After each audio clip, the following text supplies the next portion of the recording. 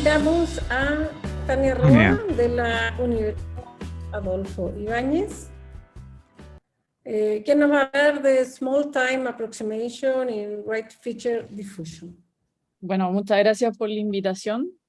Yo les voy a hablar, no en detalle, pero sí, y tal vez puede que me salga del área de la física, porque de mis incursiones en el mundo de la biología, particularmente en genética de poblaciones, ¿ya? Este es un trabajo en conjunto con María Inés Farielo, Gerardo Martínez y José León. María Inés y el profesor José León son de la Universidad de la República en Uruguay, y Gerardo es su alumno doctorado que actualmente está por Canadá haciendo unos cursos, ¿ya? Contarles más que nada de dónde viene este problema. Partí yo trabajando con María Inés Farielo en el problema de selección de poblaciones.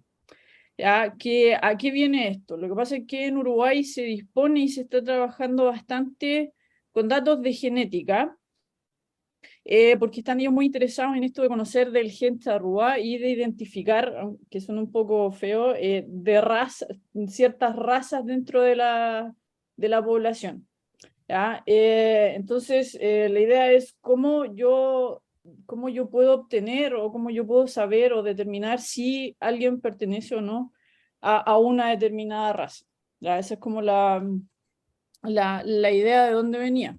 Y bueno, el modelo inicial o el modelo que se usa generalmente es el modelo de Fisher-Wright, del cual yo les voy a hablar aquí, les voy a hablar. Y les voy a mostrar una introducción de cómo partimos este trabajo, ¿cierto? Y al final les voy a mostrar los resultados de la simulación que aplicamos, que mejoramos en cierta forma las técnicas que se han estado utilizando hasta el momento, ¿ya?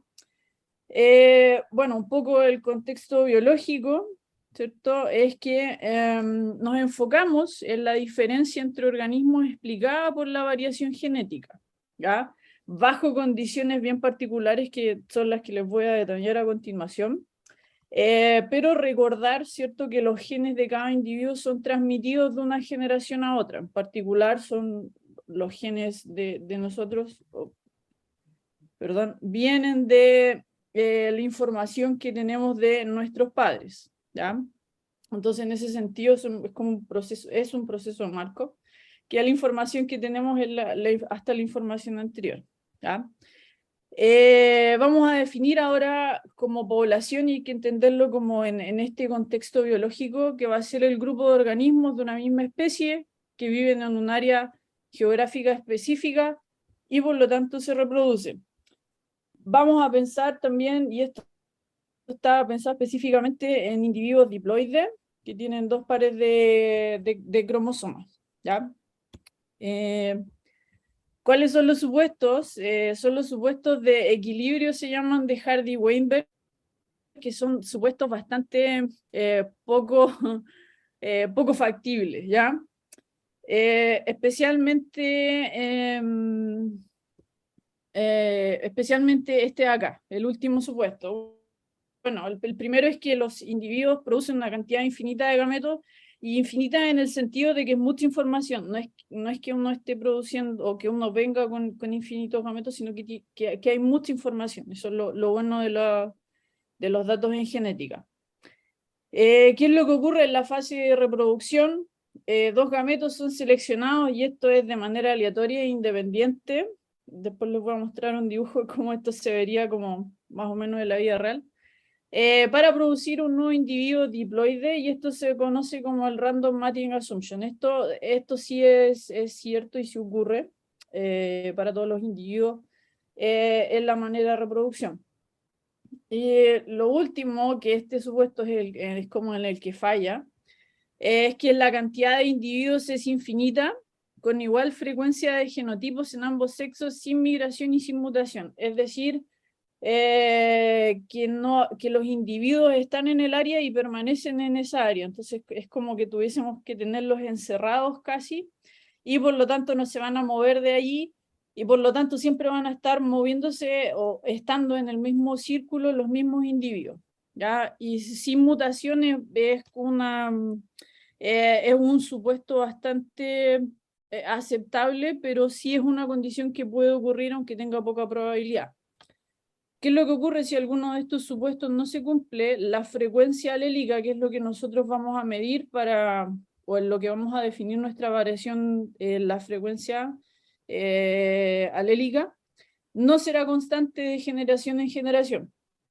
También aquí es importante entender que generación se entiende como un periodo de tiempo, no es un año, son más o menos como entre 10 y 15 años, si no me equivoco, ¿ya? Entonces, al no cumplirse alguno de estos supuestos, que es lo más probable y con mayor probabilidad el tercer supuesto, lo que va a ocurrir es que va a haber variación en la frecuencia y eso va a producir que los individuos que vayan naciendo van a ser distintos, ¿ya? Para darles una idea, esto es un tema bastante abordado en genética de poblaciones, ¿ya? Pero los trabajos están más que nada centrados en aproximaciones y todo desde un punto de vista biológico, ¿ya?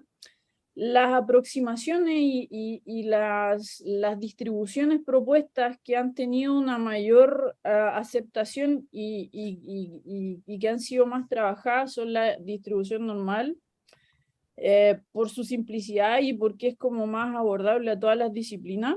La distribución beta porque se ajusta súper bien en el sentido de que es una distribución que está definida entre 0 y 1, que es justamente como nosotros vamos a definir esta frecuencia alélica.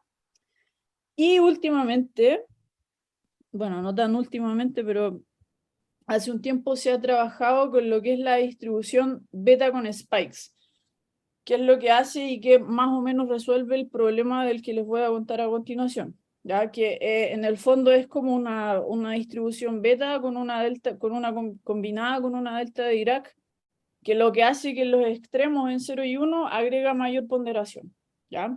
Entonces, un trabajo muy interesante es el trabajo de Tataru, en el que se hace como una recopilación de los métodos más usados y particularmente con el que nosotros nos vamos a comparar, ¿ya? Entonces, aquí tenemos una representación de lo que ocurre, más o menos partiendo desde una frecuencia alélica igual a 0,5. Aquí el P sub T significa frecuencia alélica, ¿ya? La probabilidad, o sea, la cantidad de la frecuencia alélica, es decir, recordar que lo que nosotros estamos contando acá son los genes recesivos y dominantes. Y si recuerdan la mayúscula, la minúscula, eso es lo que nosotros estamos contando acá. Sobre 2n, que es la cantidad de individuos, y como son diploides, le colocamos un 2, ¿ya? Y esto a lo largo de las generaciones. Partimos del caso 0,5 porque es el caso en el que presenta una mayor variabilidad, ¿ya? Eso también lo conocemos, por ejemplo, de la distribución Bernoulli, que es de donde también vamos a sacar nuestros resultados. Y en el fondo significa que todos los individuos o los individuos participantes tienen como repartidos en igual forma los genes dominantes y los genes recesivos, ¿ya? ¿Qué es lo que va ocurriendo? Y el problema que les muestro acá, fíjense que lo que ocurre es que es muy probable y se hace mucho más probable a medida que nosotros avanzamos en estas generaciones que esto se pegue en el 0 o se pegue en el 1, ¿ya? ¿Qué significa eso? Significa fijación en un gen o pérdida de un gen, ¿ya? Es decir, aquí se pierde toda variabilidad. ¿Qué es lo que nosotros queremos hacer? Quiero decir, bueno, en este gráfico hay 1000 realizaciones de una cadena de Markov que representa esta variación en la frecuencia alélica de generación en generación, ¿ya? ¿Qué es lo que nosotros hacemos? Bueno, imaginémonos que voy trazando una línea acá, perpendicular al eje donde están las generaciones, y lo que nosotros queremos hacer es calcular esa aproximación o calcular una densidad para un T en específico, ¿ya? Considerando este problema que es que a medida que el T crece, que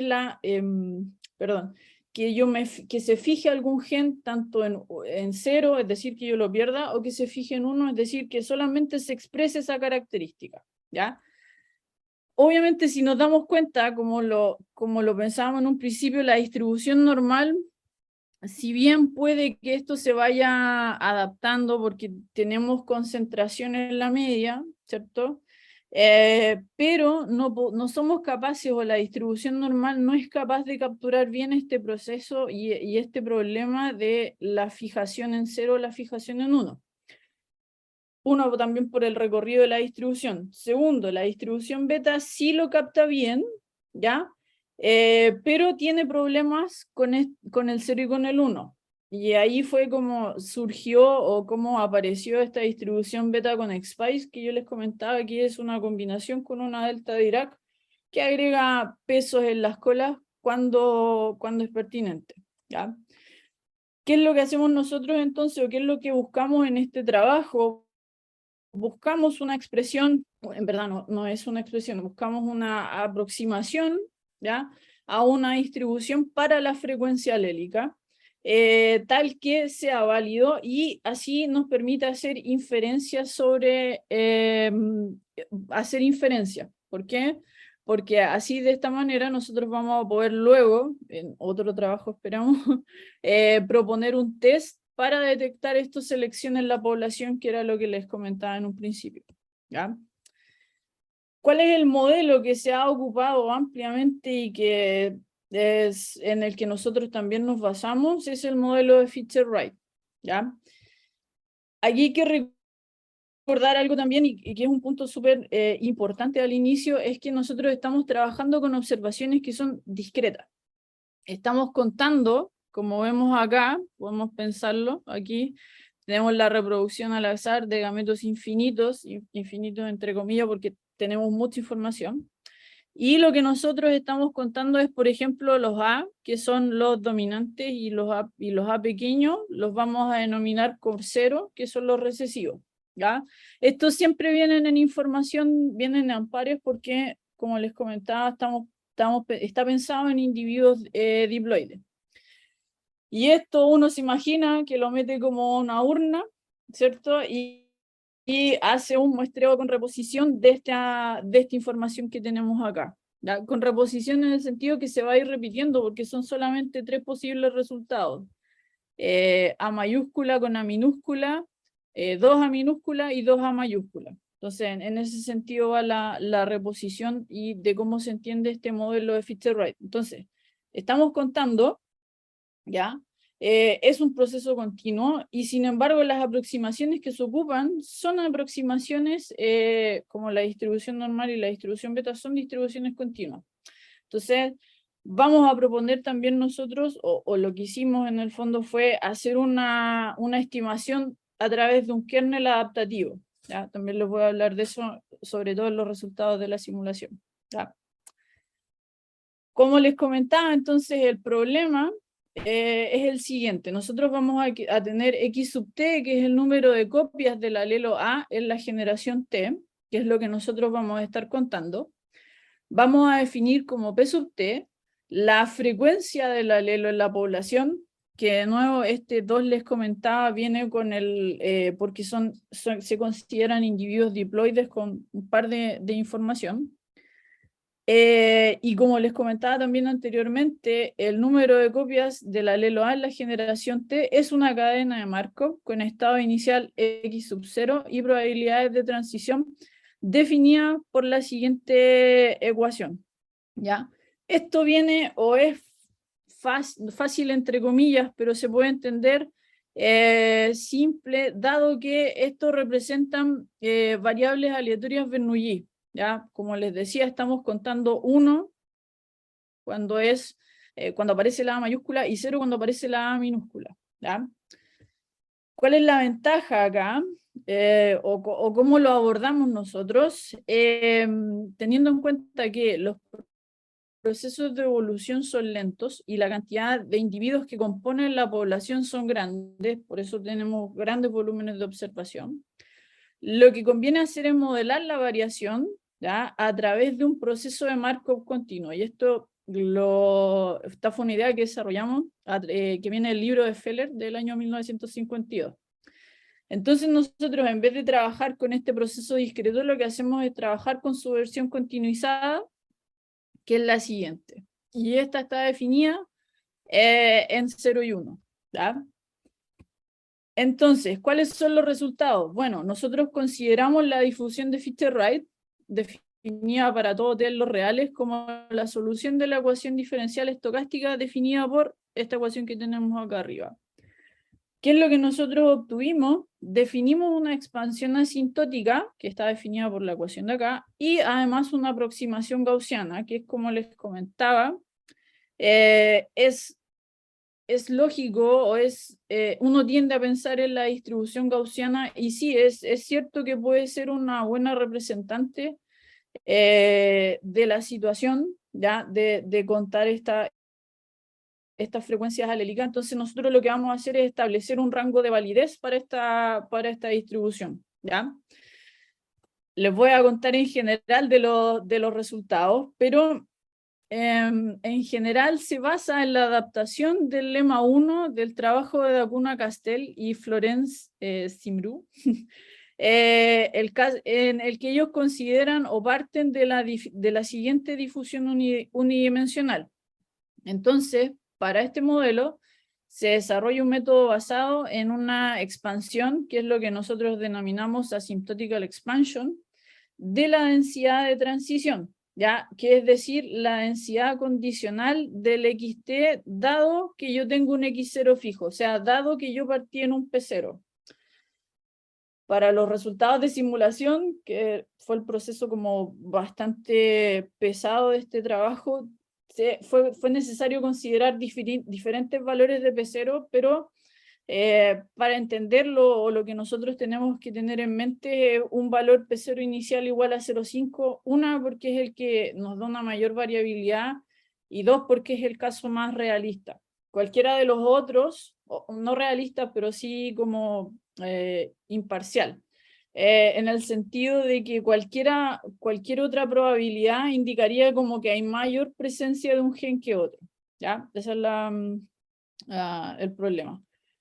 ¿Cuál es la técnica en la que se basa este lema que yo les comentaba del trabajo de Da Cunha-Castell? Es que este término, ¿ya?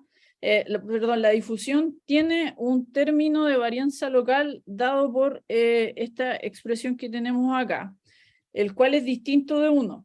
De hecho, tiene problemas en 0 y tiene problemas en 1, que son justamente los problemas que les mostraba en el gráfico anterior. Es decir, en esos casos la varianza explota, ¿ya? ¿Qué es lo que hacen entonces? Se hace una transformación basada en el puente browniano, tal que ahora nosotros vamos a trabajar con esa transformación y vamos a hacer todos nuestros cálculos, o vamos a resolver los cálculos, y lo que va a ocurrir, y lo bueno que esta transformación tiene, es que tiene una varianza local constante. Entonces nosotros ahora estamos como evitando este problema que teníamos con el 0 y con el 1. ¿Ya? Todo esto, como les comentaba, viene del lema 1 del trabajo de Da Cunha-Castell. Luego, lo que podemos establecer además es una aproximación gaussiana, que fue el resultado que llamamos el Gaussian Approximation, el cual viene de la idea de que nosotros vamos a querer establecer un rango de viabilidad en el que esta aproximación gaussiana, sí es correcta, ¿ya? ¿Qué es lo que hacemos acá? Definimos una función auxiliar, ¿ya? Que está acá el P tilde, y dentro de esta, que la podemos reescribir como tenemos acá, reemplazamos la probabilidad de transición por el resultado anterior, que era la asymptotical expansion, ¿ya? Y esto nos permite obtener me voy a volver un poquito, los resultados que les mostraba acá.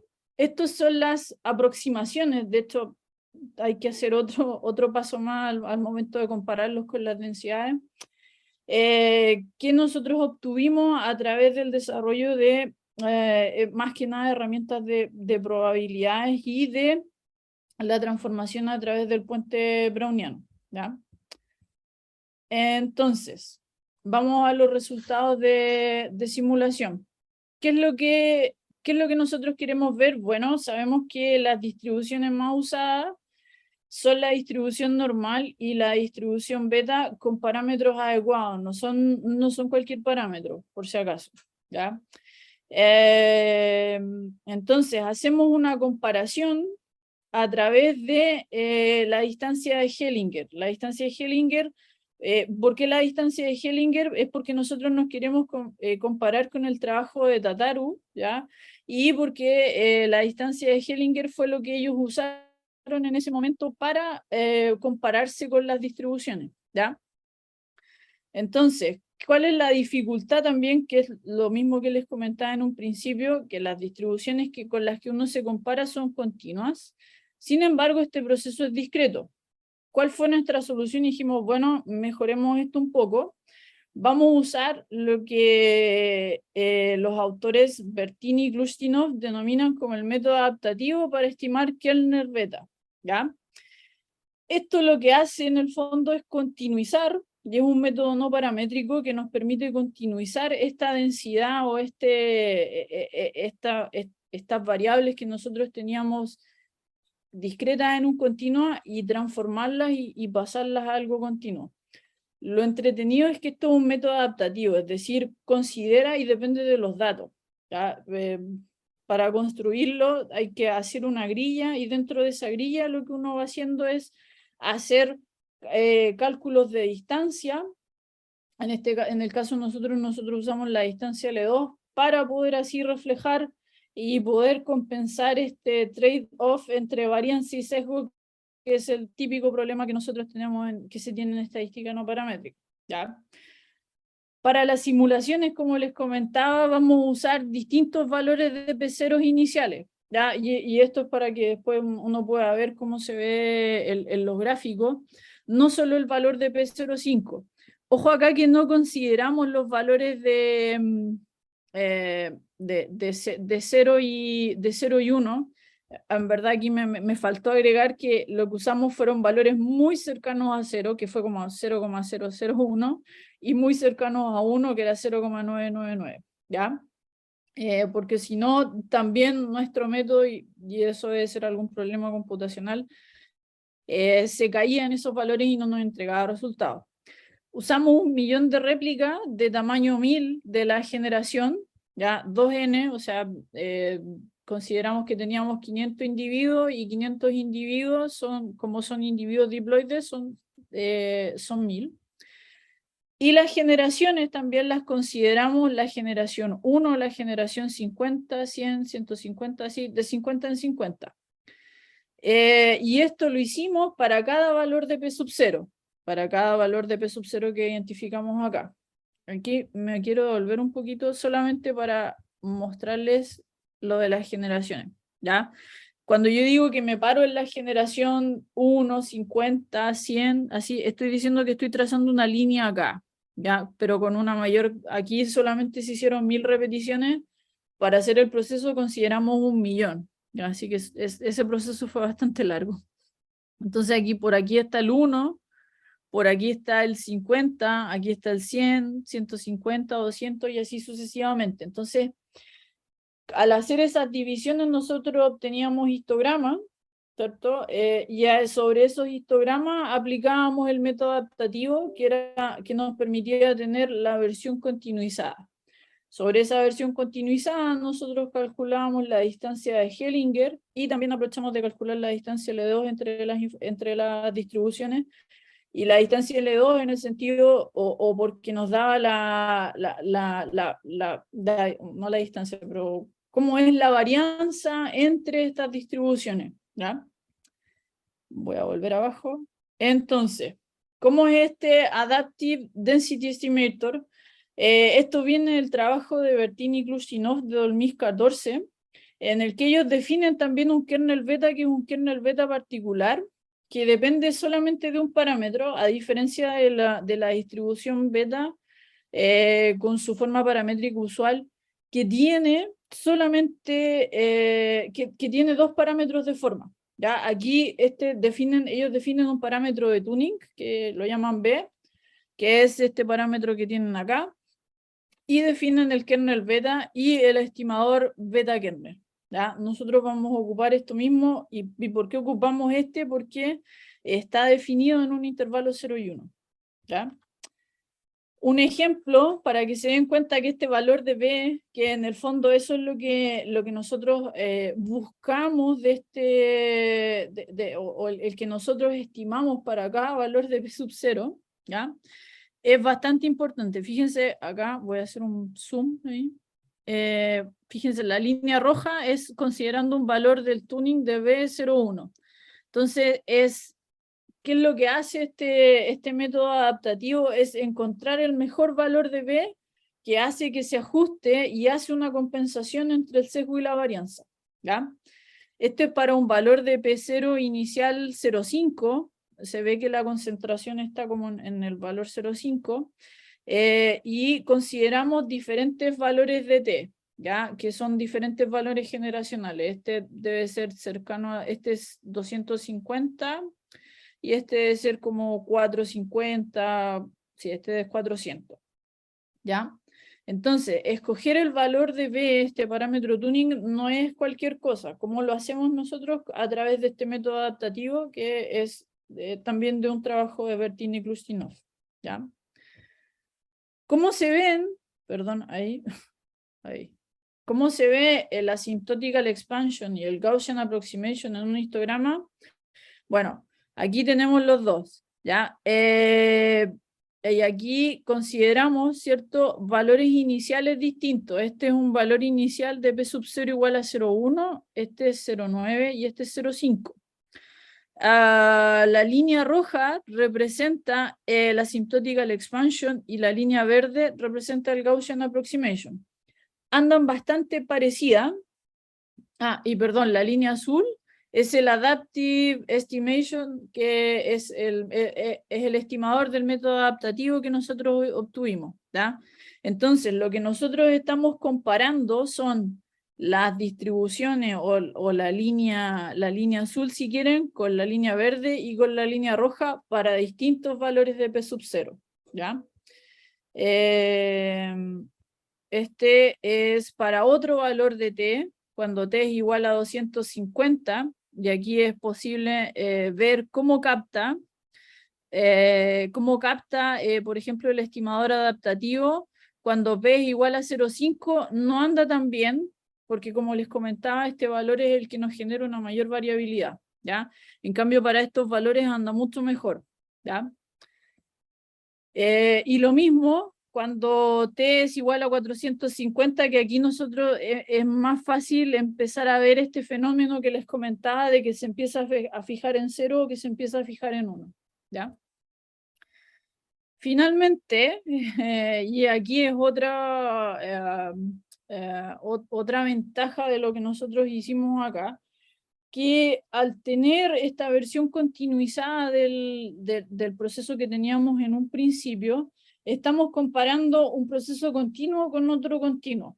¿Qué es lo que hicieron en el trabajo de Tataru anteriormente?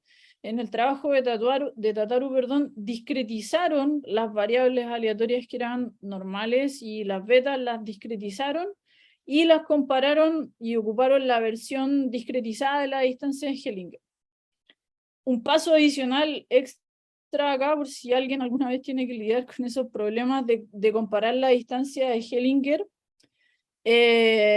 La distancia de Hellinger está pensada para comparar distribuciones.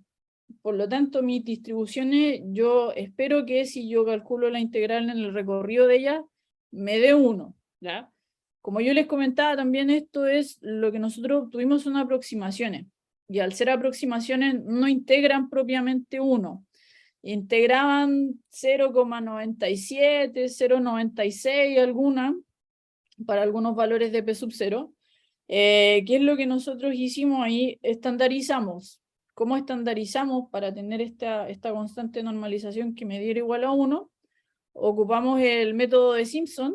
Con el método de Simpson, que me permitía calcular la integral como el pedacito que me faltaba, Con esa información estandarizamos las distribuciones, así que las aproximaciones no integran uno, pero con este método o encontrando esta constante, computacionalmente lo hicimos a través del método de Simpson porque no son expresiones bonitas, pudimos obtener los valores y así calcular la distancia de Hellinger, ¿ya? Particularmente aquí la distancia está en escala logarítmica para que se puedan apreciar las diferencias, ¿ya? Fíjense que acá los valores más oscuros significa que es mejor, ¿ya? Eso es importante. Este es el asymptotical expansion y este es el Gaussian approximation y podemos ver que andan bastante bien para valores grandes. Aquí en el eje X tenemos los P sub 0 y en el eje Y tenemos las generaciones, que lo consideramos en su forma continuizada, que esté sobre 2n, ¿ya? Entonces andan bien, tienen problemas en el 0 y tienen problemas en el 1, casi todas las distribuciones, pero si nos fijamos, el asymptotical expansion, el Gaussian approximation, concentran o presentan mayores valores en estos colores más morados que nos indican que hay una menor distancia entre y esto es comparado con el método adaptativo, ¿cierto? Hay una menor distancia entre las aproximaciones que nosotros propusimos y este estimador del método adaptativo, ¿ya? Y además nosotros agregamos la distancia en L2, por lo que les comentaba, de representar esta variabilidad entre las distribuciones, ¿ya? Aquí hay que leerla en el otro sentido, cuando es más oscuro, ¿cierto? Y esto también está en escala logarítmica con el objetivo de poder apreciar mejor las diferencias. Cuando es más oscuro es mucho mejor. Aquí lo que esperábamos, ¿cierto?, es que la normal, como los parámetros con los que se propone, sí tiene o sea, no se ve tan grande o no se ve una mayor mejora en cuanto a la variabilidad. Pero sí, si nos damos cuenta, por ejemplo, en el asymptotical expansion, sí produce hay una menor variabilidad entre esas distribuciones, ¿ya? La que sí pudimos comprobar que no anda muy bien y que puede ser por la aproximación que nosotros, por la parametrización que ocupamos de la distribución beta, que es la aproximación que se propone en el trabajo de Tataru. Esa sí no anda bien tanto en la distancia de Hellinger como en la distancia L2. Entonces, con eso nosotros estamos respaldando a través de este estudio de simulación los resultados que podemos mostrar, ¿cierto? Que es estas dos formas analíticas, no muy amigables, sí, pero que nos permiten tener una expresión para poder hacer luego, no ahora, inferencia, ¿ya? Es decir, poder hacer test estadísticos, poder hacer intervalos de confianza y qué sé yo, ¿ya? Sí es importante mencionar que los problemas en el 0 y los problemas en el 1, aquí los datos o lo que ocupé, la discretización podría ser un poco más fina, ¿ya? Pero pusimos el 0, o sea, pusimos el 0 y pusimos el 1 para evidenciar que también anda mal, ¿ya? No es... Lo captura, si bien un poco mejor que las otras, tal vez aquí no se aprecia mucho, pero lo captura un poco mejor, pero aún así el problema de la fijación en el 0 y en el 1 sigue estando, que lo que uno también considera es valores cercanos al 0 y valores muy cercanos al 1, ¿ya? Y bueno, finalmente las referencias principales que ocupamos para esta presentación son las siguientes. Son trabajos bastante, bueno, en el caso de los métodos adaptativos, trabajos bastante nuevos, y en el caso para resolver los problemas, son trabajos bien, bien antiguos, ¿ya? Eso, muchas gracias por su atención. Bueno, les damos un aplauso virtual a Tania.